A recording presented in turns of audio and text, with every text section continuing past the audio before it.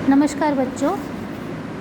कल कक्षा 7 में हमने संक्षिप्त महाभारत के अध्याय 3 वन पर्व का आरंभ किया था, जिसमें हमने पढ़ लिया था कि अज्ञातवास के लिए और 12 वर्ष के वनवास के लिए जब पांडवों को वन में जाना पड़ा था तो सबसे पहले वो काम्यक वन में गए थे। उसके बाद हमने ये जान लिया था कि अर्जुन ने तपस्या कैसे की और उन्होंने पाशुपत अस्त्र की प्राप्ति भी कैसे की। इसके उपरांत पांडवों की तीर्थ यात्रा के बारे में भी हमने जानकारी प्राप्त कर ली थी और ये भी जान लिया था कि भीम की हनुमान से भेंट किन परिस्थितियों में और कैसे हुई और अर्जुन घर कैसे लौटे।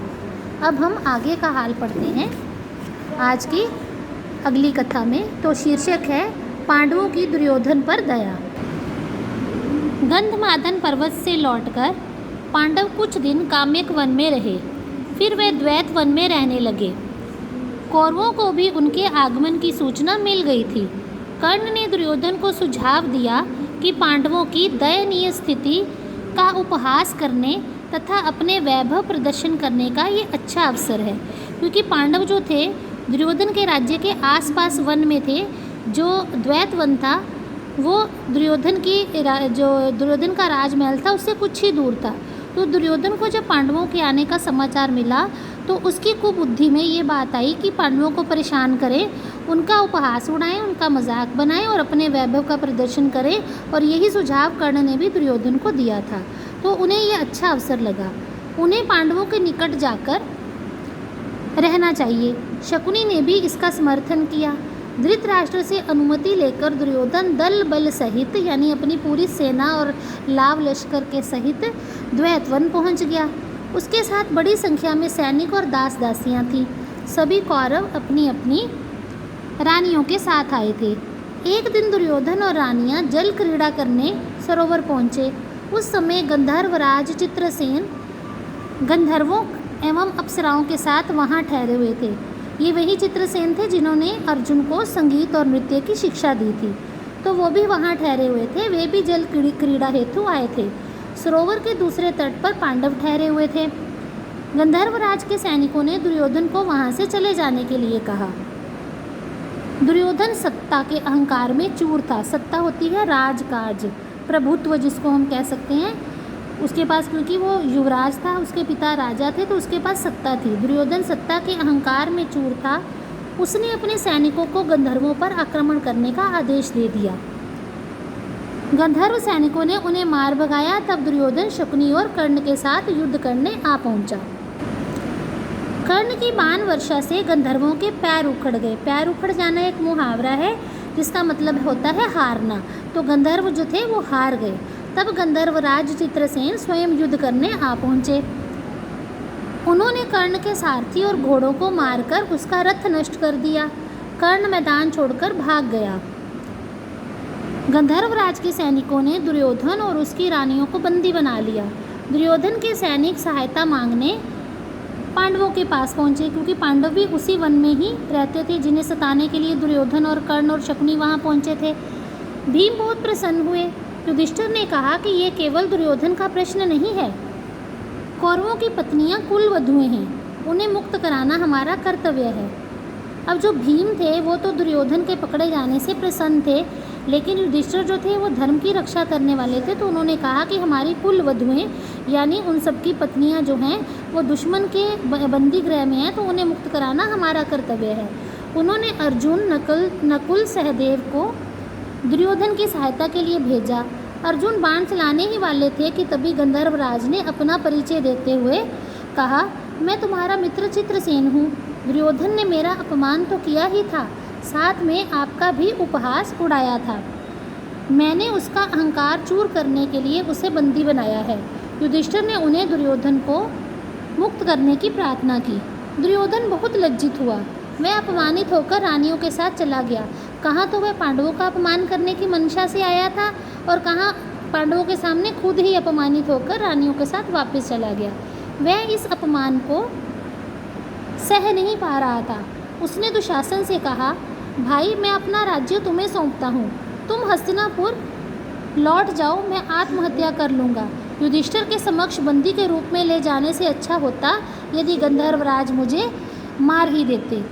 अब कर्ण, शकुनी और दुशासन ने दुर्योधन को हिम्मत बंधाई। अब अगला शीर्षक है जयद्रथ द्वारा द्रौपदी हरण। एक दिन दुर्योधन की बहन दुशला का पति जयद्रथ तो था वो दुर्योधन की बहन का पति यानी उनका जीजा था। वो काम्यक वन से होकर जा रहा था। उसने महर्षि तृणबिंदु के आश्रम में द्रौपदी को देखा। उसके अनुपम सौंदर्य से आकर्षित होकर, अनुपम होता है अद्वितीय, जिसके जैसा कोई और ना हो, बहुत अधिक सौंदर्य, उसके अनुपम सौंदर्य से आकर्षित होकर उसने अपने मंत्री कौटिकास्य को द्रौपदी का परिचय जानने के लिए भेजा, क्योंकि उसे तब पता नहीं था कि यह द्रौपदी है। द्रौपदी का परिचय पाकर जयद्रथ ने आश्रम में पहुंचकर अपना परिचय दिया। धृतराष्ट्र का दामाद होने के कारण द्रौपदी ने उसका आदर सत्कार किया। पापी जयद्रथ ने द्रौपदी से ये इच्छा प्रकट की कि मैं तुम्हें अपनी पत्नी बनाना चाहता हूँ, क्योंकि उसके मन में पाप था, कपट था। द्रौपदी पर उसकी कुदृष्टि थी। इस नीचता पर द्रौपदी ने जयद्रथ को कठोर बातें सुनाई, बुरा भला कहा। जयद्रथ पर द्रौपदी के सौंदर्य का नशा छाया था। वह जबरदस्ती द्रौपदी को अपने रथ में बैठाकर ले भागा। अब पांडव द्रौपदी को ऋषि धौम्य के पास छोड़कर शिकार करने गए थे। थोड़ी देर में पांडव अपने आश्रम वापस लौटे तो द्रौपदी के अपहरण का समाचार पाते ही भीम गदा लेकर जयद्रथ के पीछे दौड़ पड़ा। जयद्रथ द्रौपदी को वहीं छोड़कर भाग निकला।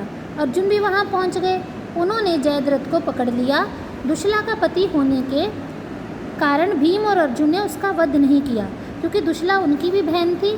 धृतराष्ट्र उनके चाचा थे तो दुशला चाचा की बेटी थी, उनकी बहन लगी, तो अपनी बहन के पति का वध करना उन्होंने उचित नहीं समझा, उसे जिंदा छोड़ दिया। वे उसे द्रौपदी के पास ले आए। द्रौपदी ने भी उसे दुशला का पति होने के कारण क्षमा कर दिया। अपमानित जयद्रथ ने अपने राज्य में न जाकर वन में ही तपस्या करके शंकर को प्रसन्न किया। भगवान शंकर प्रकट हुए तो उसने पांडवों को मारने का वरदान मांगा। भगवान शंकर ने उसे वरदान दिया कि अर्जुन के अतिरिक्त वे किसी भी अन्य पांडव के हाथों पराजित नहीं होगा। अब अगला शीर्षक हम पढ़ेंगे कर्ण को शक्ति प्राप्ति। अब कर्ण को शक्ति कहाँ से मिली उसके बारे में जानते हैं। गंधर्वराज चित्रसेन से पराजित होकर कर्ण ने अनेक राजाओं को पराजित करके अपना मित्र बना लिया। इसके बाद दुर्योधन ने हस्तिनापुर में महायज्ञ किया। इस यज्ञ के संपन्न होने पर कर्ण ने तपस्या प्रारंभ कर दी। कर्ण भी पांडवों से जलता था। कर्ण की तपस्या से इंद्र घबरा गए। अर्जुन की रक्षा करने के लिए इंद्र ने कर्ण के कवच कुंडल मांगने का निर्णय किया, क्योंकि उसकी सारी जो शक्ति थी उसके कुंडल और कवचों में ही थी। तो इंद्र ने निर्णय किया कि कर्ण के कवच कुंडल उससे छीन लेने चाहिए, मांग लेने चाहिए। वह जानते थे कि कर्ण के शरीर पर जब तक कवच कुंडल हैं तब तक उस पर विजय पाना असंभव है। कर्ण सूर्य का पुत्र था। सूर्य को इंद्र की योजना का पता चला तो उसने कर्ण को समझाया, हे पुत्र, इंद्र को कवच कुंडल मत देना।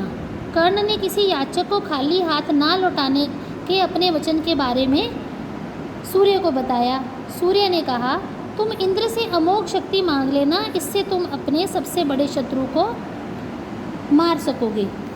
इंद्र ब्राह्मण के रूप में कर्ण के पास दान लेने आए। कर्ण ने पूछा, ब्राह्मण देव, आपको क्या चाहिए? मुझे तुम्हारे कवच कुंडल चाहिए। ब्राह्मण के कहते ही कर्ण जो थे वो इंद्र को पहचान गए। कर्ण ने इंद्र को प्रणाम किया। उन्होंने इंद्र से कहा, आप मेरे कवच कुंडल मांग रहे हैं, ये मेरे प्राण रक्षक हैं, मुझे मेरी रक्षा के लिए कुछ तो दीजिए। कवच कुंडल तो आपके हो गए। इंद्र ने कर्ण को अमोघ शक्ति प्रदान की और समझाया कि इसका प्रयोग केवल एक ही बार हो सकेगा। ये अमोघ है। अमोघ होता है अचूक, जिसका वार खाली नहीं जाता। एक बार उस शक्ति का प्रयोग किया जाए तो वो काम करके ही वापस आती है। तो ये अचूक शक्ति है, यानी अमोघ है। इसलिए लक्ष्य पर अवश्य लगेगी। कर्ण ने इंद्र को कवच कुंडल दे दिए। उसकी दानवीरता की सर्वत्र प्रशंसा होने लगी। सर्वत्र मतलब चारों ओर। अब हम पढ़ते हैं